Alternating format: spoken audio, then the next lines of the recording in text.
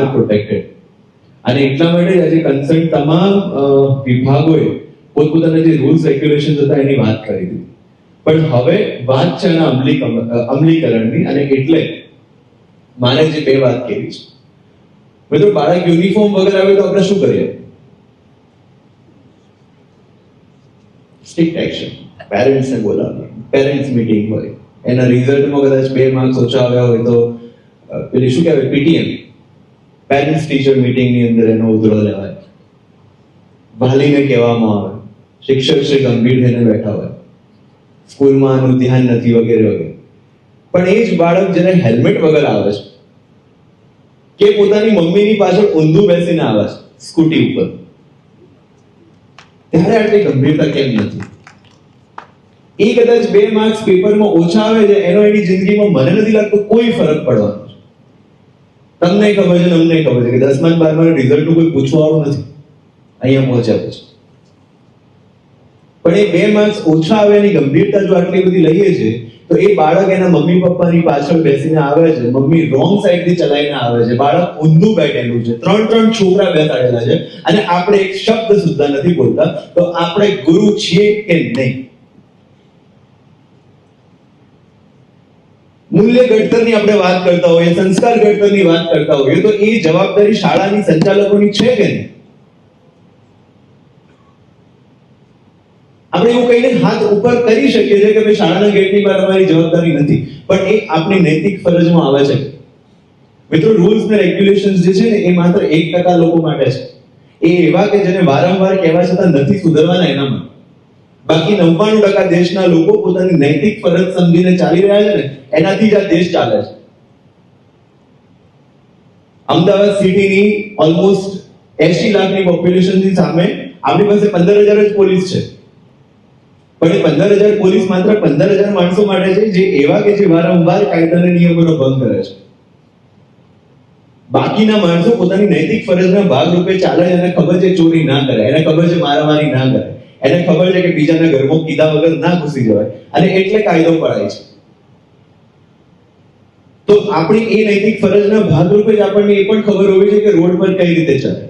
હવે જે શાળાઓ international, not to defame any school, but જે રોડ પર જોયું છે એની વાત કરું છું. હાઈ સ્ટાન્ડર્ડ સ્કૂલ્સ અને રોડ પર બાળકો ઉતરી રહ્યા છે, રોડ પર બસો લાગેલી છે, જેના કારણે જનરલ પબ્લિકને અગવડ પડે છે, એમ્બ્યુલન્સ સુદ્ધા ફસાઈ જાય છે. બટ સો કોલ્ડ સ્કૂલને એ નથી ખબર પડતી કે અમારું બાળક રોડ પર એ શીખી રહ્યું છે કે આપણી પ્રાયોરિટી સામે બીજા લોકોની પ્રાયોરિટી કશું જ નથી. Are we going to teach these things? So when we are talking about nation building, when we are talking about character building, when we are talking about value system, this everything is part of that. 16 થી નીચેના બાળકોને allowed નથી. એ ગમે તેટલા CC નું, right? 16 plus બાળકોને without gear allowed છે up to 18. 18 પછીના બાળકો જે આપણા કન્સર્નમાં નથી આવતા, અહીંયા સ્કૂલ્સ છે એટલે, પણ they can apply for the license. Yes, એના સિવાય કોઈ પણ માઇનર બાળક જો એક્સિડન્ટ કરે છે, જેની પાસે લાયસન્સ નથી, તો એના માટે સ્ટ્રિંજન્ટ પ્રોવિઝન ઓલરેડી નીતાબેને ડિસ્કસ કર્યા છે. માતા પિતા અથવા વાહનના માલિકને 3 વર્ષ સુધી જેલની સજા છે. વાહનનું રજીસ્ટ્રેશન 1 વર્ષ સુધી કેન્સલ થશે, અને જે બાળક એક્સિડન્ટમાં સંડોવાયેલું છે એને 25 વર્ષ સુધી લાયસન્સ માટે એલિજિબલ નહીં થાય.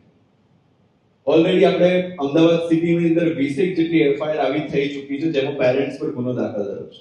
એટલે આ વસ્તુ પણ આપણે આપણા પેરેન્ટ્સને સમજાવવાની છે, રાઈટ? એમને જ્યારે મુદ્દો આવશે બીજું કે જે પ્રાઇવેટ વ્હીકલ્સમાં બાળકો આવી રહ્યા છે, એ પણ આ ડ્રાઈવમાં એમનું પરમિટ જે છે એ કેન્સલ થશે, વાહનો ડિટેન થશે આરટીઓ દ્વારા અને અમારા દ્વારા. એટલે તમામ વાહનો જે યલો નંબર પ્લેટ અને આરટીઓ માં પરમિટ સાથે જ આવે એવી સૂચના પણ તમારે દરેકને આપવાની છે. એક સાદો એક્ઝામ્પલ આપીને મારી વાત પૂરી કરું છું. હીરાબાઈ ટાવર પાસે ઉભો તો મણિનગર સ્કૂલનો જ એરિયા છે, ત્યાં ઘણી બધી સ્કૂલ્સ છે.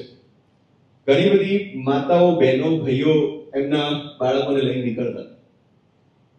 લગભગ પહેલા બીજા ધોરણના છોકરા હતા, અને સ્કૂટી મેં ઊભું રાખ્યું, એમાં છોકરું ઊંધું બેઠું. એટલે મેં કીધું આ ઊંધું કેમ બેઠું છે? એટલે માતાશ્રી મને કીધું સાહેબ બહુ જીદ કરે છે.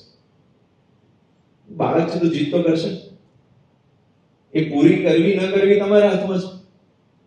એટલું સમજાવ્યું એટલે પછી બાળકને કીધું જો પોલીસ અંકલ કહે છે ને બેસી જાવ સીધો, એટલે એ સીધું બેઠું અને પછી પાછા કહે છે ચલો બેટા સે સોરી. બાળકની કોઈ ભૂલ જ નથી, સોરી તમારે કહેવાનું છે માતા તરીકે તો પિતા તરીકે.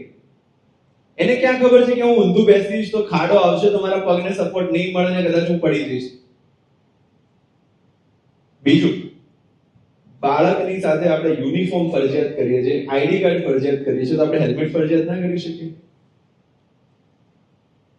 હમણાં રિસેન્ટલી અમે લોકો 7,000 હેલ્મેટ આપે છે બાળકોને કે એને પહેરાવવા માટે મા બાપ પહેરતા થાય.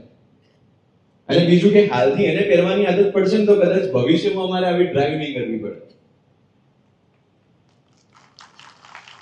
અને આ બધું મિત્રો, છેલ્લી મારી વિનંતી, આ જે ફોર્સ કરવાનો છે, જે પુશ કરવાનું છે ને, એ 1 મહિનાનું કામ છે. 1 મહિના. એકવાર આદત પડી જશે ને પછી વાંધો નહીં. પછી સામે તમારી પાસે ડિમાન્ડ આવશે કે સાહેબ અમને અહીંયા કરી આપો, અમને પેલું કરી આપો. તમે મેક ઇટ બ્યુટીફુલ. એએમસી ની સાથે રહીને તમે ઝીબ્રા ક્રોસિંગ બનાવો, બાળકોને ચાલવા માટેનું ફૂટપાથ બનાવો. ફૂટપાથ પર ઓબ્સ્ટ્રક્શન છે, અમને અમે કેસ કરીશું, પણ એટલીસ્ટ બાળક ચાલીને પણ આવે ને તો સલામત રીતે આવવું જોઈએ. કારણ કે આ જ હેબિટ્સ આવતીકાલે એ લોકો રોડ પર બતાવવાના છે બીજાને. એટલે ધીસ ઇઝ ધ ટાઈમ કે આપણે, પેઢીઓ તો નીકળી ગઈ, પણ હવેના જે બાળકો આવે છે એમને તો એટલીસ્ટ એટલા અવેર કરીએ કે જેથી કરીને એ લોકો પોતાની ફરજ પ્રત્યે સભાન બને. આની સાથે સાથે અમદાવાદ ટ્રાફિક પોલીસ તરફથી 2 ઇમ્પોર્ટન્ટ ઇનિશિયેટિવ ચાલે છે, 2 પ્રોગ્રામ ચાલે છે. એક છોટા કોપ અને એક ચલાન ફોર ચેન્જ. આ બંને પ્રોગ્રામ અલગ અલગ એનજીઓ સાથે ચાલે છે. જે પણ સ્કૂલ ઇન્ટરેસ્ટેડ છે પોતાના પ્રાથમિક ધોરણના પ્રાથમિક કક્ષાના બાળકોને શીખવાડવા માટે, આપ અમારી સાથે જોડાઓ. એ એનજીઓ નો અમે કોન્ટેક્ટ કરાવી આપીશું. એમાં બાળકોને જ હેબિટ્સ શીખવાડવામાં આવે છે અને એ હેબિટ્સના આધારે એ લોકો એમના પેરેન્ટ્સ, ગ્રાન્ડ પેરેન્ટ્સનું ઇવેલ્યુએશન કરે છે કે આપણે આજે આ રૂલ તોડ્યો, આ રૂલ તોડ્યો, અને એના કારણે ઘણા બધા પોઝિટિવ ચેન્જીસ મળ્યા છે બાળકોની અંદર પણ અને માતા પિતાની અંદર. એવી જ રીતે ચલાન ફોર ચેન્જમાં એવું છે કે બાળકને એક ચલાન બુક આપવામાં આવે અને એમના મમ્મી પપ્પાના ચલાન પાસ, એમને જે વાયોલેશન કર્યું એના આધારે, જેથી કરીને પેરેન્ટ્સ પણ અવેર બને અને બાળકો પણ અવેર. સો પશ્ચિમ ડીસીપી ટ્રાફિક વેસ્ટ અમદાવાદ નીતાબેન દેસાઈ છે, એમની ઓફિસ શાહીબાગ છે. DCP traffic east Ahmedabad myself, મારી ઓફિસ કાલુપુર છે. DCP traffic admin Baldevsinh Vaghela સાહેબ, એમની ઓફિસ મીઠાખાડી છે. આગળ મેં જેટલા પણ મુદ્દા